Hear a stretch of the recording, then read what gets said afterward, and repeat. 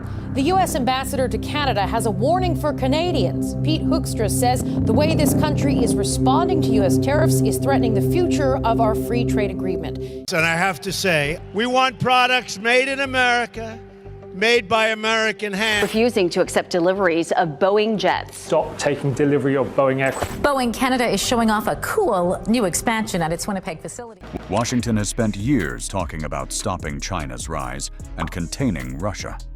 But meanwhile, a quiet neighbor, Canada, has been capitalizing on every American mistake.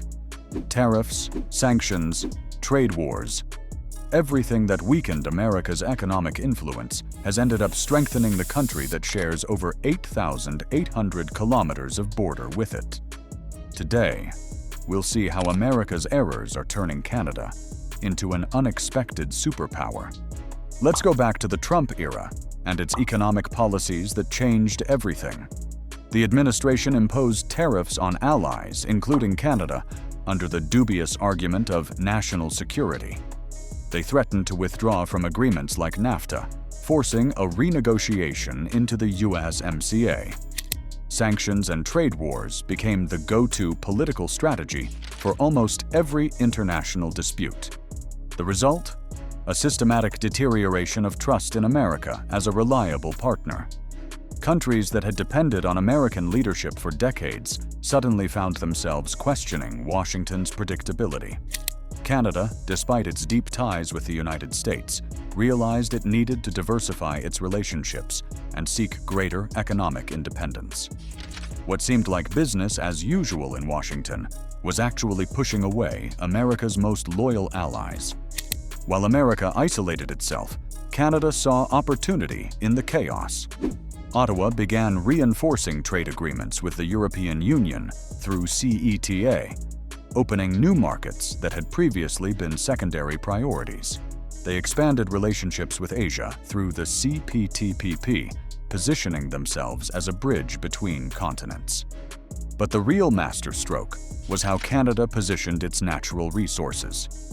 While America imposed restrictions and created uncertainty, Canada offered stability and security of supply.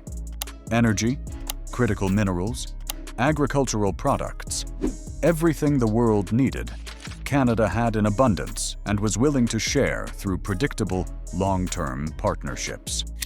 The first narrative twist became clear. What seemed like a crisis for Canada actually turned into a competitive advantage. While America burned bridges, Canada was building them. Canada possesses strategic reserves that read like a geopolitical wish list: oil, natural gas, lithium, nickel, uranium, and fresh water. These resources became even more valuable in a world affected by sanctions and geopolitical tensions. While America faced trade barriers of its own making, Canada offered supply security without political drama. European and Asian companies began seeing Canada as the reliable partner they needed, free from the political risks that Washington's unpredictability generated.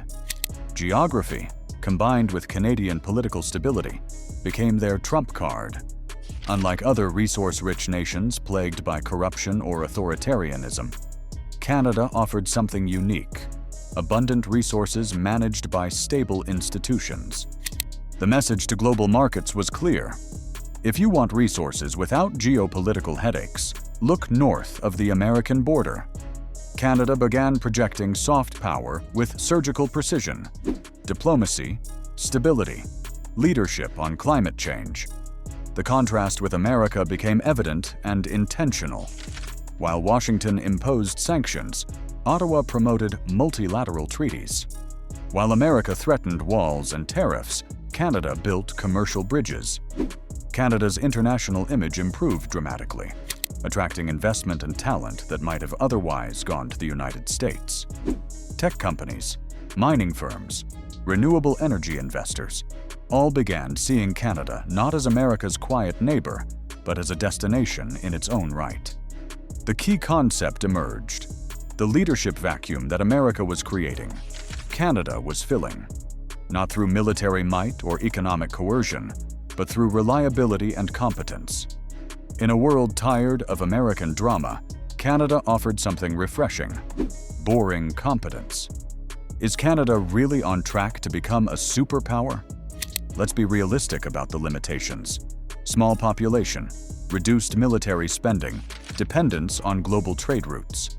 But the strengths are undeniable: diversified economy, reliable allies, stable reputation in an increasingly unstable world.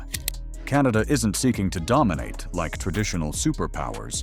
Instead, it's consolidating its position as a pivot between blocs, between America and Europe, between the West and Asia.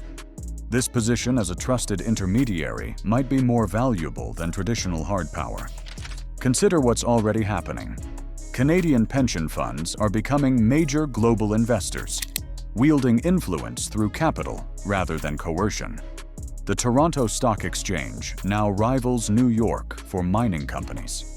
Canadian universities attract international talent that might have gone to American institutions.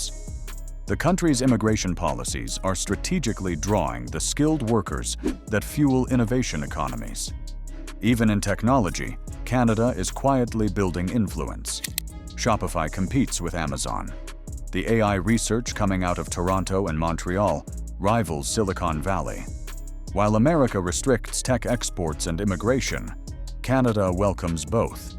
The brain drain that once flowed south is slowing, and in some sectors, reversing. The reflection is profound. Power doesn't always come with armies.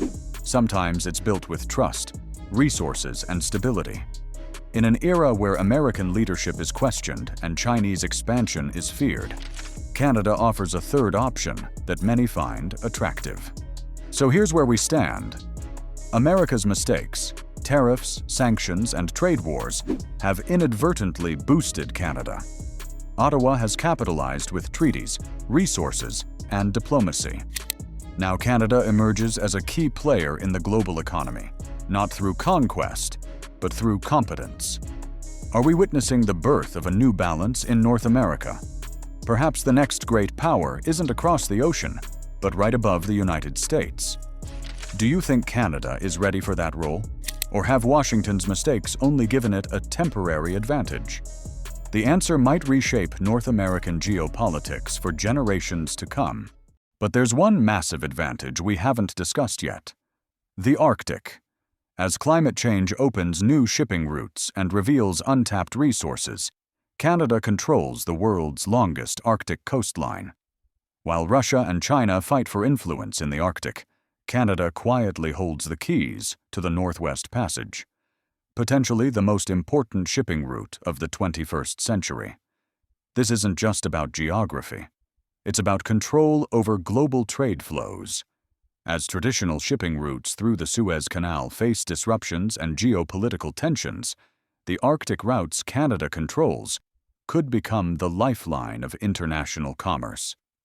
Major shipping companies are already investing in ice-capable vessels, betting on Canada's northern frontier. The Arctic also holds an estimated 13% of the world's oil reserves and 30% of its natural gas.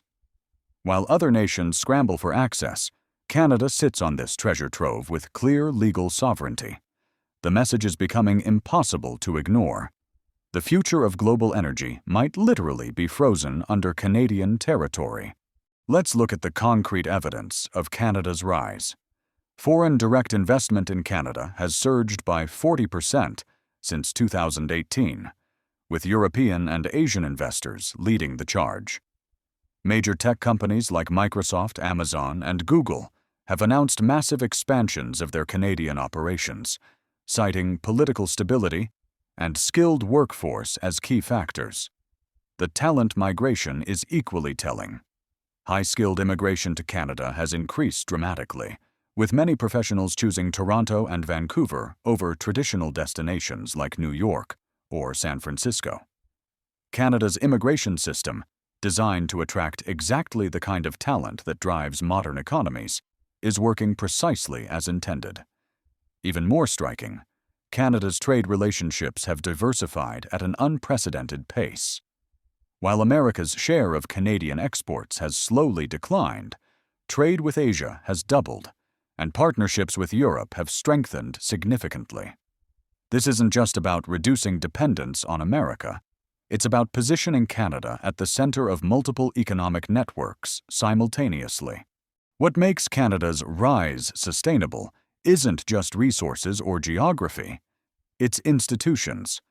While democracies worldwide face internal divisions and declining trust, Canadian institutions remain remarkably stable. The country's federal system allows for regional differences while maintaining national coherence, a model that's increasingly attractive in our fragmented world. Canada's regulatory framework strikes a balance that many countries envy, strong enough to ensure stability and environmental protection, flexible enough to encourage innovation and investment. This institutional reliability has become a competitive advantage in itself, attracting long-term investments that might otherwise go to less predictable markets. Perhaps most importantly, Canada has managed to maintain social cohesion while embracing diversity.